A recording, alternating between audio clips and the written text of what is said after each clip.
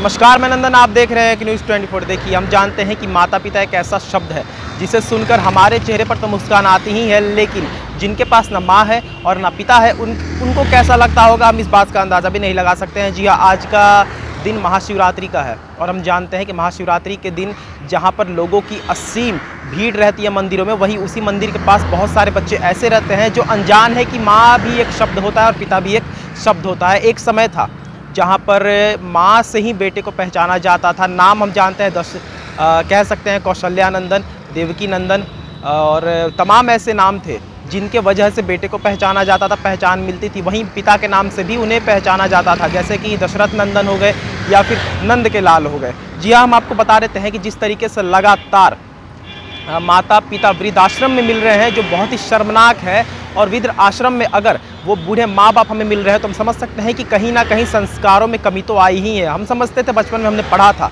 कि कलयुग का अंतिम चरण में अभी लाखों साल बाकी है, लेकिन वही कलयुग हम आपको बता देते हैं कि जिस प्रकार से लगातार यहाँ पर अन्याय की पाप का घड़ा जो है वो भर चुका है। इस कारण से हम समझ सकते हैं कलयुग का अंतिम चरण पहले ही आ चुका है। जी हाँ, हम आपको बता देते हैं कि आज की जो खबर है, आज का जो मुद्दा है, हम यही आपको दिखाना चाहते हैं कि माँ बाप जो हमें 9 महीने पेट में रखकर जो माँ हमें जन्म देती है, हम उसी माँ को किस प्रकार से भूल जाते हैं। आखिर क्या कारण है कि हम उसी माँ के दर्द को नहीं समझ पाते हैं। वो माँ कराहते रहती है एक बिस्तर पर, लेकिन हम उसको ना देखकर अपने फ़ोन में व्यस्त रहते हैं। आजकल की जो ज़िंदगी है वो ऐसी हो चुकी है कि एक तरफ पिता जो है वो आते हैं काम करके, लेकिन उनके देखिए, हम आपको बता देते हैं कि हमारे पिता जो लगातार सुबह से रात काम करके आते हैं, लेकिन आजकल के बेटे, हम भी अपने आप को उसी में जोड़ेंगे कि हम उसमें जाकर ध्यान नहीं दे पाते हैं कि हमारे पिता किस कष्ट से गुजर रहे हैं। और रही बात माँ की, तो हमारी माँ भी दिन रात काम करती है, लेकिन हम उसके दर्द को ना समझकर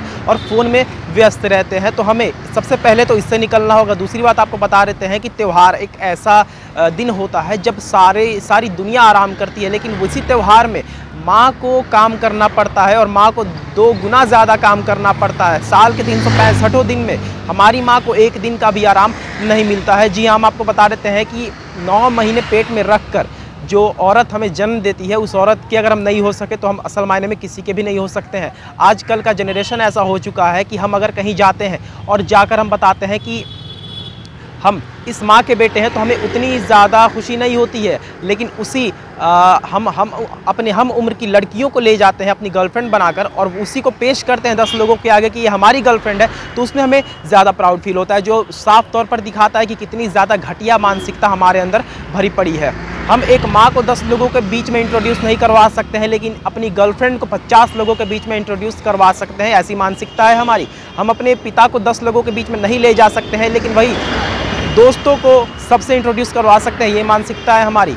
आपको बता देते हैं कि हमारी जो जीवन काल है वो इतनी घटिया हो चुकी है कि हमारे दोस्त होते हैं, वही दोस्त हमें हंसी मजाक में माँ की गाली देते हैं, बहन की गाली देते हैं और हम हंसते हंसते सुन भी लेते हैं, जो आप समझिए कितनी शर्मनाक बात है। हम इतना हक किसी को दे चुके हैं जो हमें माँ की गाली दे और हम हंसते हंसते बर्दाश्त करें और हमारे मुँह से यही निकले कि है दोस्त ही तो है, दोस्त नहीं गाली देगा तो और कौन देगा।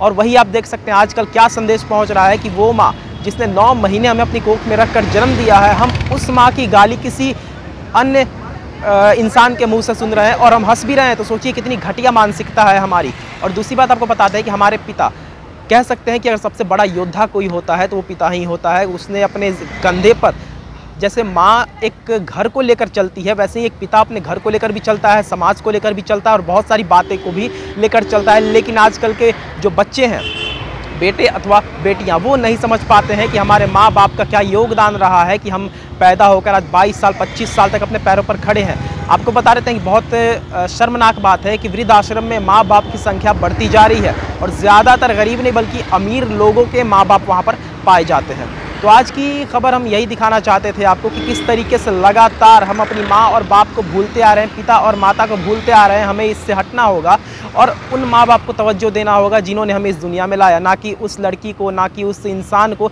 जो हमें गालियाँ देता है या फिर जो लड़की कुछ समय के लिए हमारे साथ रहती है। एक आखिरी बात हम कहना चाहेंगे कि कभी भी 25 साल के प्यार को मत भूलिए 25 दिन के प्यार के लिए। आप समझ सकते हैं हम क्या कहना चाहते हैं। बाकी ये थी आज की रिपोर्ट। बाकी और तमाम खबरों के साथ बने रहे और देखते रहे न्यूज़ 24। मैं नंदन अपने सही के साथ। धन्यवाद।